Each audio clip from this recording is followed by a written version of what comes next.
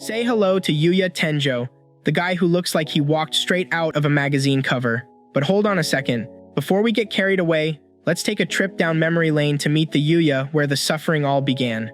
Yuya Tenjo starts his middle school years burdened by more than just textbooks. He carries the weight of relentless bullying due to his obesity.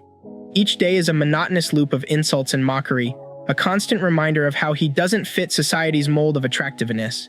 His self-esteem hits rock bottom, and he finds himself sinking deeper into a depression. Even at home, there's no relief. His family, who seem to think good looks are the ultimate cryptocurrency, only add to his emotional burden. His only sanctuary is a house left to him by his understanding grandfather, who unfortunately is no longer alive, a place where he can momentarily escape the harsh realities of life. After saving Kaori Hojo from danger, well, if by saving we mean getting a good old-fashioned beatdown, Yuya discovers a portal in his home that leads to another world. This realm starts to feel like the video game he never knew he needed, complete with magical barriers and weapons that would make any gamer jealous. Yuya takes on a monster, scores a perfect 100 in leveling up, and undergoes a glow-up that turns him into a tall, muscular heartthrob. He noticed that after the transformation his old clothes no longer fit, so he used the currency from the other realm to buy new clothes in the real world. Armed with a new physique and a confidence level that could rival any TikTok star, Yuya returns to Japan for high school. On his first day, a former bully confronts him, asking who the heck he is.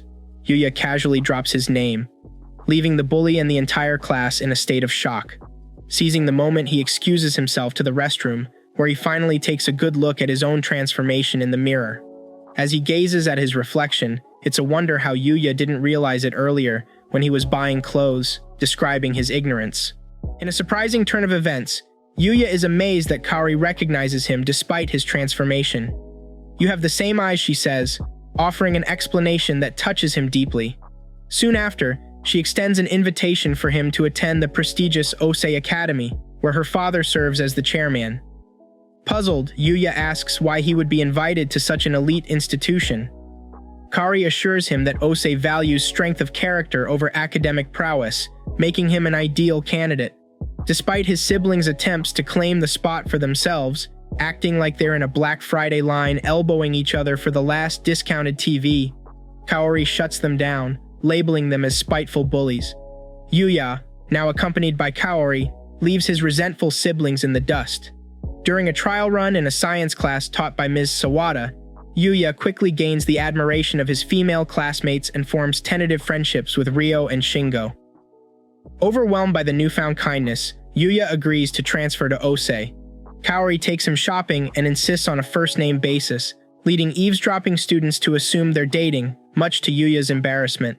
They get a snack, and Yuya really likes the taste. He thinks about trying another flavor, but stops himself, remembering how he used to be overweight. Seeing this, Kaori lets him try some of her snack, making it feel like a scene from Disney's Lady and the Tramp. Yuya returns to the other world and takes a moment to check his stats and realizes he's at level 235. However, he notices that his leveling up has significantly slowed down. Just as he's pondering this, he hears a man's screams from the forest. Rushing to investigate, he encounters a formidable leader goblin. Yuya throws his spear, but the goblin blocks it. Undeterred, Yuya leaps into the air and delivers a high kick. Just then, Lexia shouts a warning, and the goblin counterattacks, sending Yuya crashing into a tree. For a moment, doubt creeps in, but Yuya shakes it off, regains his confidence, and uses a combination of 3 different attacks to defeat the goblin. He rushes over to Lexia, who has passed out from the ordeal. Confused about what to do next, he makes a stealthy exit as soon as her guards arrive. Yuya sneaks away like my dad did the day I was born. Yuya decides to hit the shopping mall for some retail therapy, unaware that his day is about to take an unexpected turn. In the same mall, photographer Hikaru is stressing out. His star model Sho is nowhere to be found, and they've already been waiting for hours. Feeling sorry for the professional model Miu, who's also been waiting, Hikaru gets a last-minute idea. As they ride the escalator, they spot Yuya and practically kidnap him to be the stand-in model. Now Yuya finds himself as the last-minute replacement for the missing celebrity model Sho. He unexpectedly charms Miu with his genuine inexperience. Miu gets closer to him, and Yuya feels the softness of a woman's body for the first time, suddenly feeling more lost than a One Piece fan trying to catch up on 900+ episodes. Photographer Hikaru notices Yuya's insecurity and instructs Miyu to get even closer, which turns out to be great for the photos. But the atmosphere turns tense when Sho finally shows up, fashionably late and ready to assert his dominance. Yuya instinctively puts Sho in his place, and the cameras catch it all, effectively turning Sho into Mr. Cancelled as his career nosedives. As Yuya turns down the modeling contract to focus on his studies, he still walks away with a wardrobe of free designer clothes. In a parallel world, Princess Lexia is determined to find the man who saved her. She and her guards once again find themselves in a perilous situation, only for Yuya to come to the rescue. After Yuya swoops in for another daring rescue, Lexia's gratitude turns into an impulsive marriage proposal. It's like that relentless admirer who's become the human equivalent of spam mail. Annoying at first, but eventually, you're just impressed by their persistence. Back in Japan, Miyu's boss is in a race against time, eager to sign Yuya before other agencies can swoop in. Stunned by Lexia's audacious proposal, both Yuya and the royal guards can hardly believe their ears. The idea of a princess marrying an unknown savior is nothing short of outrageous. After the initial shock, formal introductions are made, and Yuya invites them to his cabin in the woods. The guards are visibly shocked. They can't believe Yuya lives in an area teeming with high-level monsters that even they would struggle to defeat. Once at the cabin, Yuya, ever the good-hearted soul, doesn't exactly turn Lexia down, but suggests they start as friends. The guards consider the matter settled and extend an invitation from the king of Arcelia to personally thank Yuya for rescuing his daughter. As they leave the woods, Lexia calls out to him, "I will win your heart, so you better not make me wait too long." Back on Earth, Yuya starts his new life at Osei Academy, where he quickly gains friends. In a stunning moment, he saves Kairi Kazuma from a stray soccer ball by executing an insane acrobatic move to kick the ball, not only deflecting it but also scoring a goal. The crowd is left with their mouths agape, thoroughly impressed by his skills.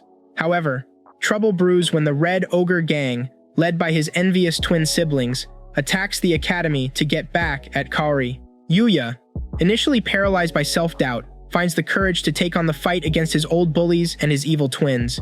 At this moment, Kaori jumps out of a window, making a leap of 20 meters high. Everyone is shocked, and it becomes clear to all, including the viewers, just how much Yuya's strength has grown. He dodges an attack with speed that would make even the Flash look slow.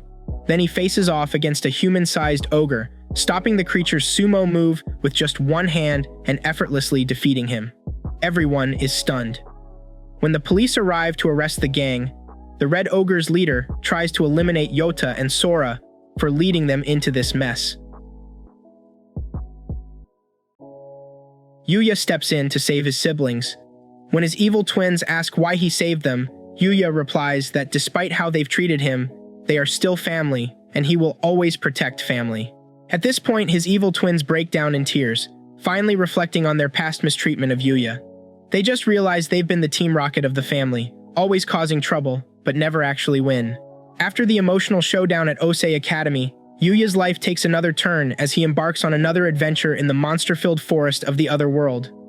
There, he witnesses a level 600 ogre in combat with a black Fenrir puppy. Thinking the ogre is bullying the pup, Yuya jumps into action and slays the beast. The black Fenrir, initially hostile, changes its tune when Yuya offers it a healing potion. Scanning its level, Yuya is shocked to find out the pup is at level 500. He adopts the powerful creature, naming it Knight. So don't let the cuteness fool you. Knight is more than just a furball and becomes Yuya's trusty sidekick in monster-slaying missions. Back on Earth, Yuya and his new pet, Knight, become the talk of the town, drawing all sorts of positive attention. During one of their walks, he runs into Kaori, who instantly bonds with Knight. Just as it seems like a perfect day, Miyu shows up, making Yuya's life feel like a scene straight out of a rom-com. After introductions, Miyu mentions that this is her regular walking route and suggests they walk together sometime. Yuya agrees and Miyu continues on her way. Kaori, a bit jealous, can't help but ask Yuya if he and Miyu are dating. Just as he's about to answer, they witness an old woman getting robbed. Yuya commands Knight to catch the thief. While Yuya checks on the elderly lady, Knight drags the robber back by the collar of his shirt.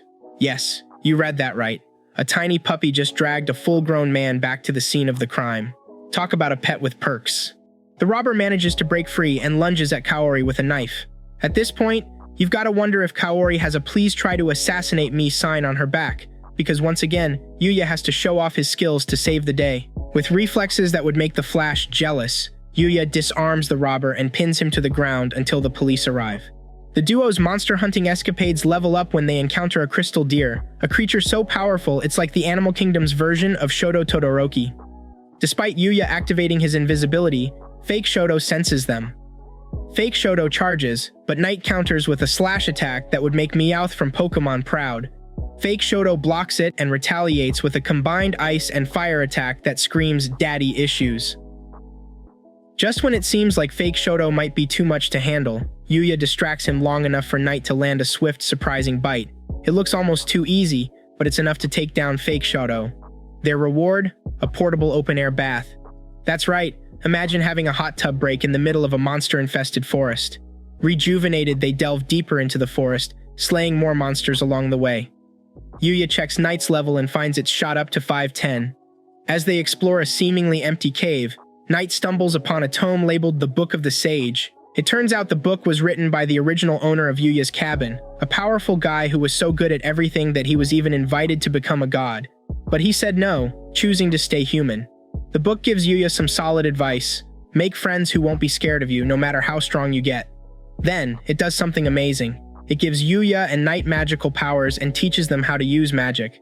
Seriously, is Yuya getting an even easier way to become stronger? This guy's leveling up so fast, it's starting to look like he's the attractive, hair-bearing version of Saitama. Back at school, everyone's gearing up for a camping trip. Yuya's in a group with his buddies Kaide, Akira, and Rin. They all hit the stores to buy camping gear, and it's all fun and games until disaster strikes. During the trip, the girls get trapped in a fire. Yuya starts to panic, unable to bear the thought of never seeing their smiles again. Ignoring the danger, Yuya rushes upstairs, using his newfound magic to create a water shield around himself. When he reaches the girls, he realizes there's no way out, so he takes a drastic step, literally. He stomps on the floor, breaking it, and they all plummet down 10 floors. When the smoke clears, everyone sees Yuya standing there, 3 girls draped around his neck, all of them unharmed. The crowd is in shock. Seriously, if this guy isn't the more attractive, hair-bearing version of Saitama, then who is? Meanwhile, in the other world, King Arnold hears about his daughter Lexia wanting to marry Yuya and thinks Yuya must have tricked her into it. Also, there's a girl with some seriously bad vibes who meets up with the Divine Rabbit, God of Kicks, and says she's going to destroy the world. So, yeah, things are getting pretty intense. That wraps up the first part of our anime journey. If you're hooked and want to know what happens next, make sure to subscribe to the channel for the second recap part of the anime.